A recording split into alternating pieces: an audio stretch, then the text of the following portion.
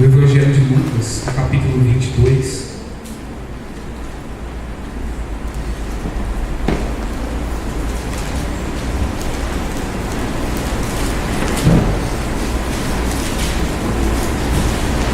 Evangelho de Lucas, capítulo 22, a gente vai ler aqui a partir do versículo 14.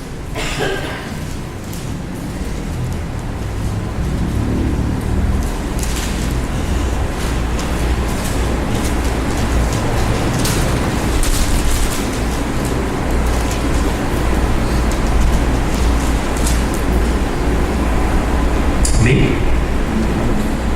Vamos ler juntos aqui. Eu vou ler do 14 até o 27.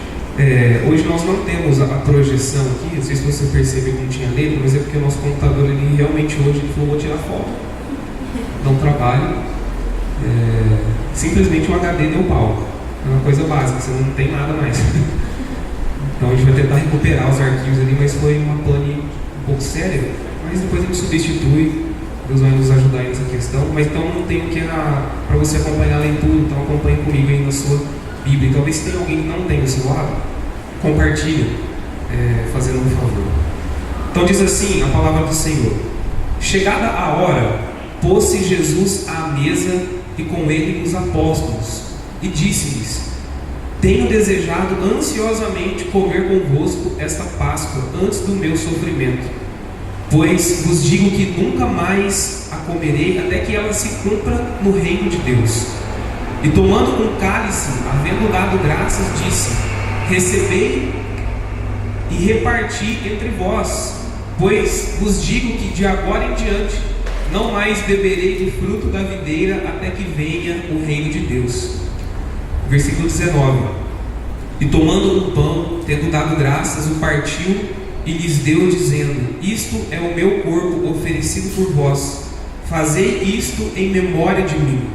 Semelhantemente, depois de cear, tomou o cálice, dizendo: este é o cálice da nova aliança no meu sangue, derramado em favor de vós. Todavia, a mão do traidor está comigo à mesa, porque o Filho do Homem, na verdade, vai segundo o que está determinado, mas ai daquele por intermédio de quem ele está sendo traído.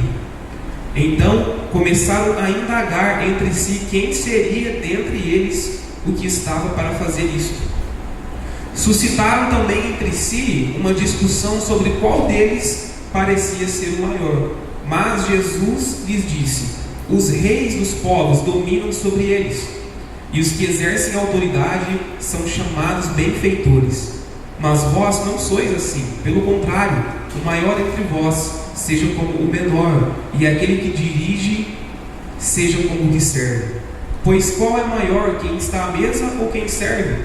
Porventura não é vós, porventura não é quem está à mesa? Pois no meio de vós eu sou como quem serve. Versículo 28: vós sois os que tendes permanecido comigo nas minhas tentações. Assim como meu Pai me confiou um reino, eu vou-lo confio, para que comais e bebais à minha mesa no meu reino, e vos assentareis em tronos para julgar as 12 tribos de Israel. Amém. Até aqui. Parece um pouco estranho isso que eu vou falar para você, mas minha intenção não é muito pregar nessa noite, não. Eu, quando pensava no dia de hoje, nesse momento que nós teremos aqui para estar à mesa com Cristo, eu entendo que muitas vezes nós fazemos isso de uma forma muito automática. Eu não sei se você já percebeu isso, mas nós sempre pensamos assim: que domingo que é do mês? Domingo de ceia, então a gente faz a ceia. Mas será que realmente fazemos com entendimento? Será que é um momento que realmente nós participamos de coração realmente? Então foi essa palavra que Deus trouxe no meu coração, de que nós façamos isso nessa noite, mas não de forma automática, não de forma corriqueira, como a gente sempre faz, mas que nós façamos entendedores daquilo que Jesus nos comunica através da mesa. O meu desejo nessa noite é que nós não participemos dessa mesa onde ela simboliza apenas um pedaço de madeira, onde é apenas algo físico, sem que nós possamos linkar isso com o que é do céu, com o que é sobrenatural. Porque o que nós fazemos aqui hoje é muito mais do que comer um pedaço de pão e beber um cálice. Nós estamos manifestando algo que é espiritual. Nós estamos dizendo algo para o mundo espiritual. Nós aguardamos o Cordeiro. Nós estamos à espera da volta do nosso Senhor Jesus. Ele morreu na cruz por nós e Ele ressuscitou. Então, quando nós fazemos isso, você está comunicando algo que é espiritual. Por mais que você participe de algo físico, mas é algo espiritual. E quem participa de algo espiritual precisa fazê-lo conhecendo o que está fazendo. Senão, é apenas mais uma refeição. Mas não é apenas mais uma refeição. Mas no ajuntamento dos santos aqui hoje nós temos algo a declarar. E eu quero declarar junto com você que o nosso Redentor, Ele vive eternamente. Vive eternamente. O que nós vamos reproduzir aqui, na verdade, aconteceu fisicamente há mais de 2000 anos atrás. Um dia Jesus ele sentou com os apóstolos à mesa e ele comeu o pão e bebeu o vinho. Olha que loucura. Já faz mais de 2000 anos a gente continua repetindo esse ato, porque assim ele disse que fizéssemos. Mas naquela ocasião, nós precisamos entender que Jesus ele comunicou uma série de princípios ali. Quando Jesus se assenta à mesa com os apóstolos e ele partilha o pão e ele bebe do cálice, eles conversam algumas coisas, eles falam sobre coisas ali, eles agem de determinada forma que nos comunicam princípios, maneiras de agir. E o que eu quero falar com você nessa noite é sobre a dinâmica da mesa e a vida cristã. Esse é o tema da mensagem. A dinâmica da mesa e a vida cristã. Jesus ele nos comunica princípios lá atrás que influenciam a nossa vida hoje como comunidade daqueles que creem, como família do Senhor na face da terra. E eu vou dizer para você, e você sabe disso, porque a gente já falou isso algumas vezes. Se existe algo especial para nós é a mesa. É uma verdade. A mesa é muito especial. Nós tínhamos uma grande frustração já que quando nós morávamos, não nessa casa agora, mas uma antes dessa, na verdade, desde que a gente casou, a frustração era essa, porque nós nunca tivemos espaço para pôr uma mesa. Então a gente morava num apartamento, e o apartamento era assim, se você esticasse o braço, você chegava no fim dele. E você esticava para o outro lado, já era o início. Eu não sei quantos tiveram a oportunidade de ir lá, mas realmente era estratégico para no início do casamento você não ficar separado da esposa. Você todo momento estava junto. Não tinha como ficar longe. Mas tinha um problema, não tinha espaço para a mesa. Então, quando nós ganhamos a mesa, os meus sócios perguntaram assim: o que você vai querer? Eu quero uma mesa. Mas que mesa que tem que ser? Pode ser aquelas da Maribela, de madeira que você abre, para eu poder guardar, porque eu não tenho de pouco.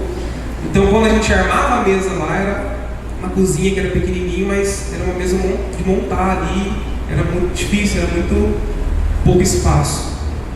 Né? Ainda mais quando ia alguém, famílias maiores, não, era um problema sério. Mas se você sentava na cadeira, você encostava no armário atrás. Então, de repente, você precisava sair para pegar comida, não dava, a pessoa tinha que levantar, sai, gira a mesa, senta. Era uma dinâmica da mesa. Mas apesar de muito precário, o espaço era bom. Quando nós recebíamos pessoas lá, era muito bom. Mas era um pouco frustrante. E a gente falou: vamos mudar aqui, a gente precisa de algo maior. Então, agora vai. Aí a gente alugou a casa. Mas não se atentou com um detalhe: na cozinha não cabia mesa. Mas aquela empolgação do Deus proveu, agora essa é a casa, era uma maravilha. A gente chegou e falou: mas e a mesa? A mesa ficava para fora, numa varandinha do lado de fora, mas a varandinha era daquelas telinhas de termite. Então você imagina, aquele sol que Deus dá em Jales, se sentar numa mesa embaixo de uma telha eternite, você simplesmente vai derreter. Então não usava, a mesa virou um depósito. O que a gente fazia? Quando ia a gente lá, cata a mesa, leva lá para a garagem. E quem já foi na nossa casa sabe, tem que ajudar a carregar a mesa. E é aquelas mesas de pedra de mármore. Então, segura enquanto um vai pegar os pés e coloca lá para a gente montar a mesa. Aí colocava a mesa de mármore e a mesa de madeira de montar, e ela ficava um pouquinho mais comprida. Mas a gente continuava frustrado, falando: mas não dá, porque a gente não consegue receber ninguém, porque todas as vezes que vem gente aqui, a mesa não está colocada, a gente tem que receber na sala, não tem como tomar um café, e a gente gosta de tomar café. Já que não gosta muito, ela gosta de tomar chá, alguma outra coisa, eu tomo muito café. Então, tem gente em casa que tem café, é automático. Então, você poder sentar, ter um tempo, comer um pão. Quem que não gosta de comer um pão? né, um pão de queijo, presunto e mussarela, e por aí vai. E a gente, não, vamos mudar dessa casa, a gente tem que ir para um outro lugar, não tem como pôr mesa aqui. E Deus preparou uma casa para a gente que dá para colocar mesa. Olha que benção, agora a gente recebe muitas pessoas lá, a gente gosta de receber e pode estar à mesa com as pessoas. E não tem que ficar mudando. Né? A gente só muda assim quando vai a nossa equipe aqui, porque aí já multiplica. Né? Vai 12, 14 pessoas lá, mais os agregados. Então a gente continua o processo de pegar a mesa e levar para fora. E tem que colocar de madeira do lado para ficar mais comprido. Mas isso quando é muita gente. O básico a gente fica lá na cozinha mesmo. E é tão bom porque fica dentro de casa, não pega chuva. Antes era um terror. Né? Para quem conhece a gente também sabe que a gente tem uma cachorrinha que é difícil. O nome dela é Polly, mas de mole ela não tem nada. Ela é terrível. Quando a gente ia, tinha que ficar do lado de fora, ela não para, pula em todo mundo, derruba a criança, mas é o jeito dela, mas era um inconveniente. Mas agora esses problemas estão resolvidos. Nós estamos agora com tudo montado. E eu quero dizer para você que a mesa para nós é muito importante, porque lá é que nós temos o nosso tempo de discipulado com os nossos discípulos. É lá que nós recebemos as pessoas para aconselhamento, é lá que a gente pode sentar para comer um pão, para estreitar relacionamentos, para cuidar das ovelhas. Então a mesa, ela tem uma simbologia, uma preciosidade muito grande. Porque você há de concordar comigo que o ambiente de culto, quando nós estamos aqui, ele é muito bacana. Nós cumprimentamos um ou outro, a gente se conhece, vem um visitante, você abraça, mas estreitar relacionamento é na mesa. Quer saber como fazer isso? Pergunte para uma parte de Maria Ângela. Porque mesa igual na sala deles eu nunca vi igual. Eles têm agora um ditado ali que é o seguinte: enquanto a luz não apaga, eles não param de comer. Então a fraternidade é tão grande que enquanto a luz está acesa, não para de comer. Eles estão sempre à mesa. E isso gera um vínculo de afinidade muito grande, só aprofunda os vínculos. Então, se você deseja aprofundar os teus laços, se você deseja torná-los cada vez mais fortes, leve pessoas para a mesa. E eu quero que você entenda que durante a mensagem, quando eu estou dizendo mesa aqui, muitas vezes não é a mesa física, mas é um ambiente, é um propósito. Porque pode faltar a mesa, mas as pessoas que estão em volta é que é o importante. Não é a qualidade da mesa, não é o tamanho dela, mas é quem está à mesa. Entende? Então, de repente, a tua mesa não é uma roda de cadeiras, mas ali está tendo um tempo de mesa. É ali que você está estreitando o relacionamento. É ali que você está falando sobre o reino de Deus. Então, mesa é importantíssimo. E o que eu vou te mostrar aqui, através de alguns ensinamentos que Cristo nos deu há mais de 2000 anos atrás nesse texto, é que a mesa, com aquilo que nós praticamos em volta dela, diz muito a respeito da nossa vida em comunidade como cristãos. Momentos à mesa estabelecem princípios que servem para toda a nossa caminhada cristã. Então eu quero dizer para você que pelo menos 7, para a gente não alongar muito, 7 princípios. Amém? Amém. Para você que estiver anotando, eu vou ir falando aqui, você pode fazer as anotações. O primeiro deles é que nós precisamos procurar sentar sempre em mesas onde Jesus está presente.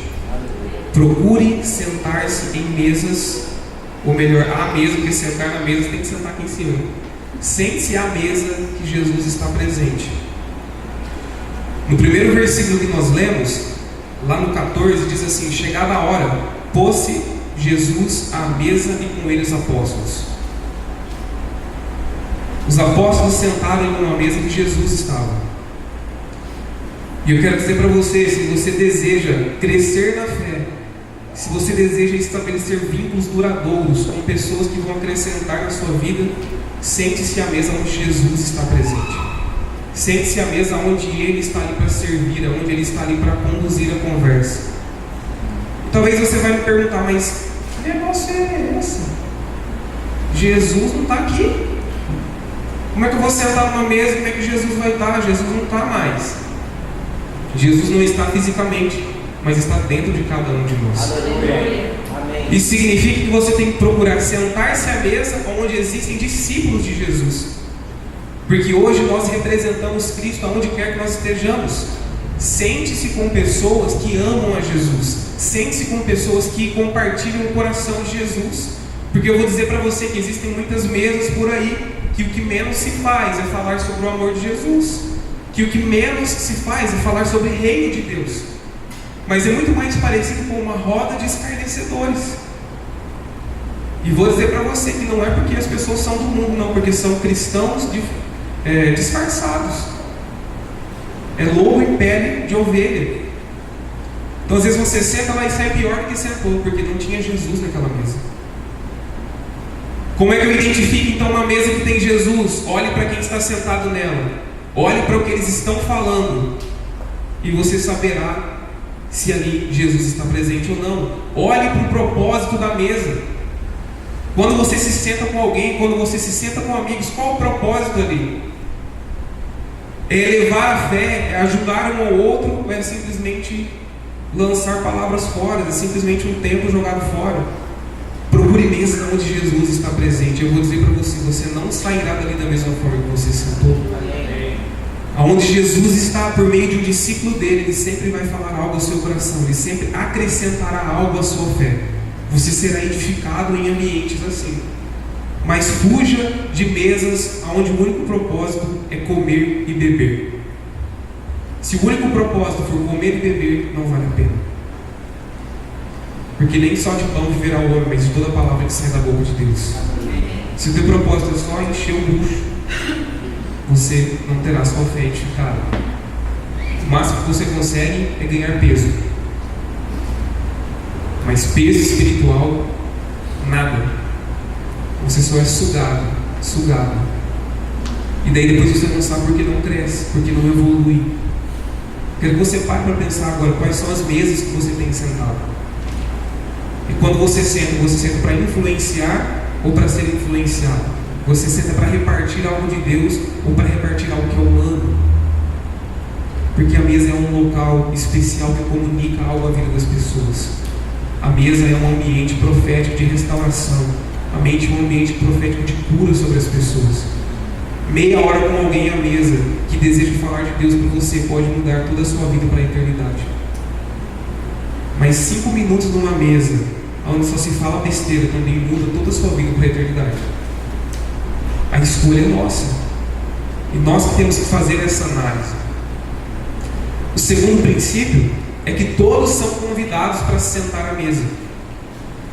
Na mesa onde Jesus está, todos têm lugar. Aí você fala, poxa, mas essa mesa é um pouco grande. Porque se no mundo a gente tem uns 7 bilhões de pessoas, essa mesa tem que dar uma volta na Terra algumas vezes. Por isso que eu te disse que toda mesa que eu estou falando aqui, nem todas são físicas, mas é uma mesa espiritual. Porque Jesus que se ofereceu por nós, se ofereceu por todas as pessoas. Então para Jesus não tem limitação de espaço. Assim como os apóstolos sentaram, todos nós somos chamados a sentar também. Todos são chamados a ser discípulos. Isso quer dizer que você não pode ser egoísta de sentar à mesa com Cristo e não se preocupar se tem lugar vazio. Por isso que nós não podemos nos acomodar na célula de sentar à mesa e olhar para o lado e ver pessoas faltando. Por isso que nós não podemos nos alegrar de estar num culto e saber que tem cadeira vazia. Porque se tem lugar, era para ter discípulos sentados. Se tem mesa, era para ter pessoas sentadas à mesa. Se tem lugar sobrando, porque está faltando alguém, aonde estão? Aonde estão aqueles que foram comprados pelo sangue de Jesus? A mesa de Cristo, ela foi criada para que todos possam se sentar e dele se alimentar e sermos edificados um ao outro. O que me preocupa às vezes na dinâmica da vida cristã é que nós nos preocupamos cada vez mais com a gente mesmo e muito pouco com aqueles que ainda não conhecem a Jesus. Nós nos preocupamos muito com o nosso bem-estar, muito com a nossa qualidade de fé, muito com as pessoas que nós já temos vínculos, mas não nos preocupamos com aqueles que ainda não conhecem o Cordeiro de Deus. E quando nós fazemos isso, nós estamos relegando a palavra que Deus nos deu, que é de ir e fazer discípulos. Queridos, eu quero lançar algo no seu coração nessa noite. Comece a se incomodar pelo fato de você não ver alguém visitando um culto todas as vezes. Comece a se incomodar de não ter alguém diferente na célula. Comece a se incomodar de ver lugar vazio. Comece a se incomodar de ver lugar à mesa sem alguém. Tem alimento, tem cordeiro, tem sangue, tem pão. Cadê as pessoas que vão se alimentar desse pão? Cadê as pessoas que beberão o cálice? Seja um agente de transformação nessa cidade. Seja um agente de transformação na sua família, na sua rua. Deus usará a sua vida para isso. Deus te capacitará para isso. Comece a usar a sua boca para convidar pessoas, para chamar pessoas para esse reino. Ainda tem lugar, ainda há tempo. Ainda há tempo de nós ganharmos pessoas para Jesus. Ainda há tempo de nós ajudarmos a transformar a realidade das pessoas. Amém? Amém ou não amém? Amém. Glória a Deus. Obrigado, Danilo, pelo aleluia.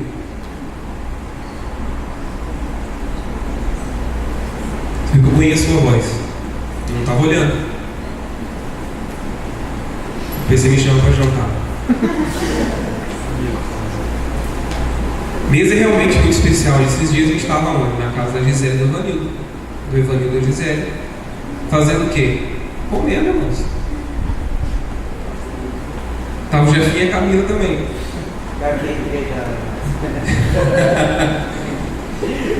Chego lá, estava o Jefinho e a Camila. Ah, vocês estão aqui. A gente viu o sinal da fumaça. Aquele dia foi um dia muito especial. Porque nós comemos, bebemos, mas compartilhamos de Cristo no final. Foi ou não foi? Então, esses momentos são muito especiais. Por que eu estou falando para você que a gente estava na casa deles? Para que você convide a gente. A nossa meta semanal é não jantar em casa nenhum dia. E eu vou dizer para você que para essa semana tem vaga, hein? Não se preocupa, tem vaga para você.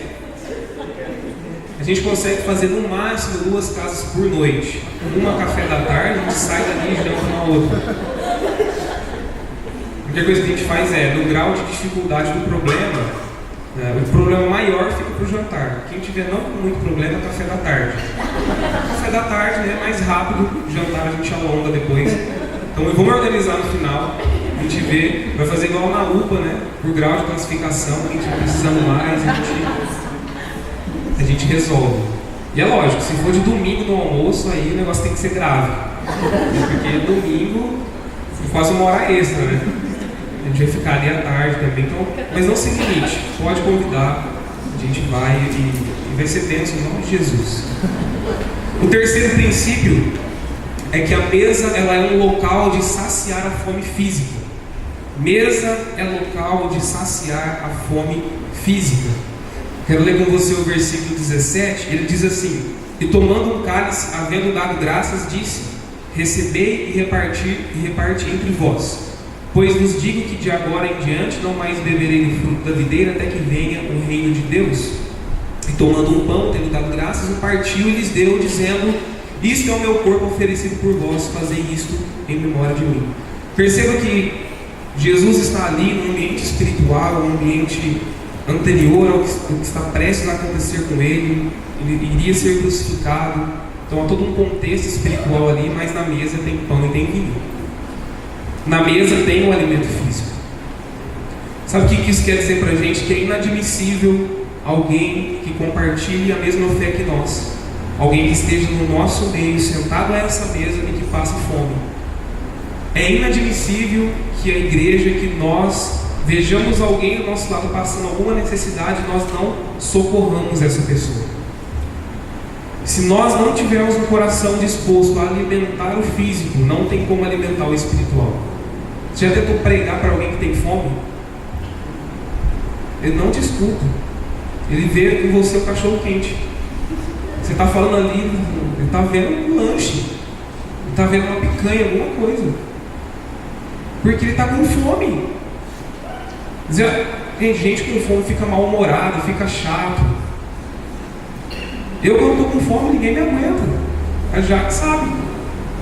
E ela briga comigo, às vezes demora um pouco, eu já começo a rodear as panelas lá, falando que eu experimento, ver se está bom de sal, não quer que eu ajudo, porque eu preciso, cara, eu fico insuportável. Gente com fome fica assim. E como é que você vai querer falar de Jesus para a pessoa? Ela está com fome, ela fala, tá, eu não tenho nada para comer. Mas esse Jesus é de comer?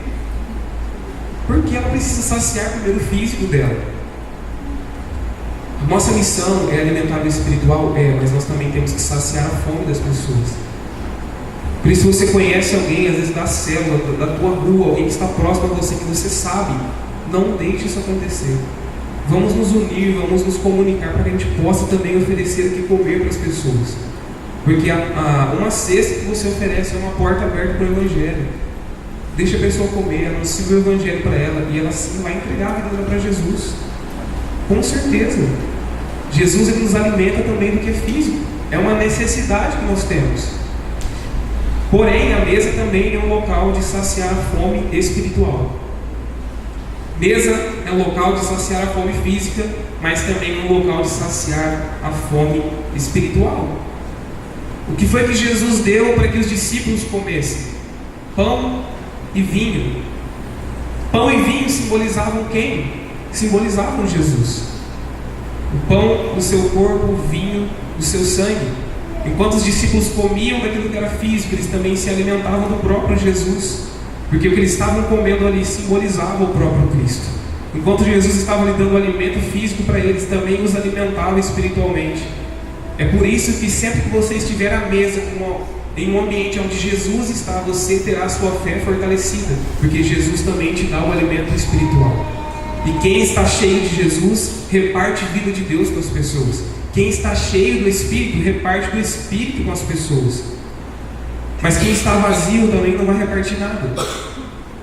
E talvez você olhe para a tua vida hoje e fale, mas eu não tenho conseguido nem me alimentar, quanto mais alimentar outros. Então comece a sentar na mesa com pessoas que estão cheias de Deus. Amém. Comece a procurar mesas de pessoas que estão transbordantes de Deus. Porque sempre vai ter alimento para você. E você vai comer e vai se alimentar, e vai chegar a hora que você vai poder começar a repartir e dar para outra pessoa. Daqui a pouco é na sua casa que as pessoas estão vindo para sentar à mesa com você, porque ali elas receberão o alimento físico e o alimento que vem do céu para a vida delas. Comece a se alimentar daquilo que é espiritual. Comece a buscar a palavra. Comece a estar junto com pessoas. Lá em Hebreus 10, 24 e 25, eu vou abrir aqui rapidamente, se você quiser, abre comigo, vamos ler ali. Hebreus capítulo 10, versículo 24 e 25.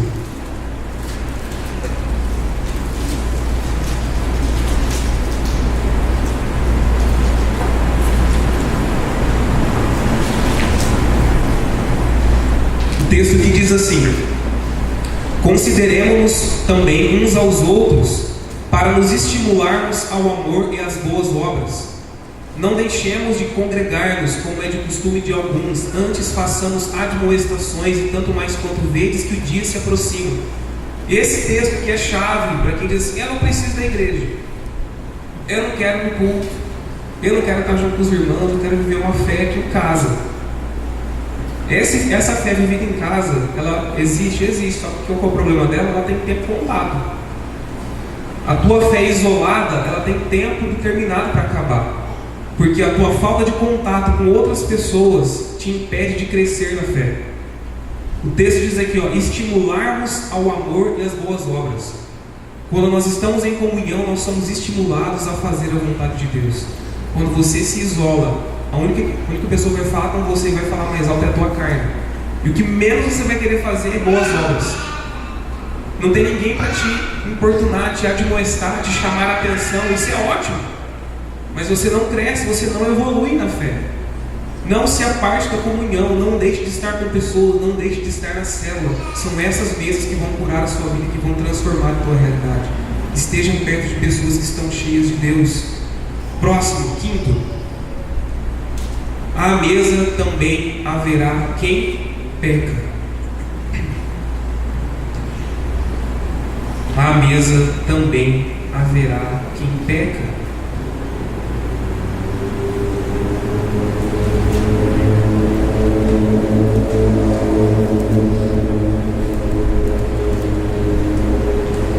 Lá no versículo 21, diz: todavia a mão do traidor está comigo à mesa. Todavia a mão do traidor está comigo à mesa. Quem era o traidor? Judas. Eu quero chamar a tua atenção agora para o comportamento de Jesus em relação a Judas. Você precisa entender que comunhão, família espiritual, sempre vai ter gente que erra. Isso quer dizer que você não estará em um ambiente de perfeição. Isso quer dizer que você não pode, em momento algum, se achar melhor que os outros. Não ter paciência com quem é fraco. Não ter misericórdia com quem é fraco. Não ter graça sobre a vida das pessoas. Talvez você esteja bem, mas tem alguém do seu lado que não está, que está fraco. Sabe o que eu acho interessante? Jesus não impediu Judas de comer do pão e beber do vinho. Jesus não expulsou Judas da mesa. Jesus disse para que ele fizesse o que ele tivesse que fazer, mas não o impede de estar à mesa. Não expulse da mesa quem nem Jesus expulsou. Não queira expulsar da mesa pessoas que nem mesmo Jesus expulsou. Tome cuidado com as suas atitudes com as pessoas que estão errando, falhando. Ao invés de expulsar, tente primeiro cuidar da pessoa. Ao invés de afastar, tenta primeiro sarar. Ao invés de julgar, abraça. Derrama perdão, derrama graça, misericórdia, porque Jesus faria isso. Ele fez isso. E nós precisamos fazer também. Agora, se no final de tudo a pessoa não quiser nada, fala, então, fique livre. Mas que a nossa primeira atitude seja amor e cuidado, compaixão e misericórdia com aqueles que pecam, porque também nós pecamos todos os dias. Se nós podemos estar sentados, então todos podem, porque nós, dos pecadores, somos os piores. Assim como Paulo foi ele mesmo capaz de dizer isso, nós também precisamos dizer. De todos que pecam, nós somos os piores. E é dessa forma que nós não deixaremos que a soberba nos suba a mente. Se nós sempre nos considerarmos os pior dos pecadores. Versículo 6, nós estamos quase encerrando. À mesa, todos são iguais. Quando nós estamos à mesa, todos nós somos iguais. O que eu acho interessante é que a Bíblia não esconde nada. E os discípulos eles tinham uma mania de saber quem que era maior. Quem é o maior? Quem é melhor? Quem que é o preferido de Jesus? Jesus acabaram de falar do traidor, eles já trocam de assunto. Vai ter alguém que vai trair, mas vamos ver aqui quem da gente então que é o maior. Quem vai sentar do teu lado? Onde é que a gente vai morar no céu? Como é que vai ser esse negócio? Quem que você vai ter mais proximidade? E Jesus já chega e dá no meio e fala, vamos parar com isso. A partir do 24 diz, suscitaram também entre si uma discussão sobre qual deles parecia ser o maior. Mas Jesus lhes disse, os reis dos povos dominam sobre eles, e os que exercem autoridade são chamados benfeitores. Mas vós não sois assim, pelo contrário, o maior entre vós seja como o menor, e aquele que dirige seja como o que serve. Pois qual é a maior, quem está à mesa ou quem serve? Porventura não é quem está à mesa? Pois no meio de vós eu sou como quem serve. Na nossa mente, maior é aquele que está sentado, mas Jesus diz, não, eu sou aquele que serve. Maior no reino é aquele que serve. Você quer ser grande? Sirva os seus irmãos. Você quer ser o melhor de todos? Seja o mais servo. Sirva independente de resultados, independente de recompensa. Faça o teu melhor para Deus. Quando nós sentamos à mesa, nós estamos diante da necessidade mais básica do ser humano, que é comer. E ali não tem super-herói. Todo mundo tem que comer para sobreviver. Quer dizer que quando nós estamos à mesa, nós somos totalmente iguais. Não importa se você é presidente ou se você é gari. Se você sentar à mesa, os dois terão que comer para sobreviver. Nós somos iguais quando estamos à mesa. Nós somos iguais quando estamos olho a olho sentados para partilhar do pão e do vinho. Isso quer dizer que aqui no nosso meio não existe melhor nem pior. Não existe quem é mais ou menos. Todos nós somos iguais diante do Senhor. Alguns com algumas funções, outros com outras funções, mas todos são filhos de Deus. Todos são discípulos de Jesus. Todos são amados do Pai. Nós somos iguais diante do Senhor. E para a gente fechar aqui e partir para celebrar a ceia, a mesa sempre nos trará à memória a nossa esperança. A mesa sempre nos trará à memória a nossa esperança. E qual é a nossa esperança? A nossa esperança é a volta de Jesus, para que nós possamos viver com Ele eternamente. Todas as vezes que nós sentamos à mesa e partilhamos desse pão e bebemos desse vinho, nos virá a memória de que o nosso Senhor Jesus virá para nos buscar, e nós reinaremos com Ele por toda a eternidade. Eu quero pedir para que você fique de pé.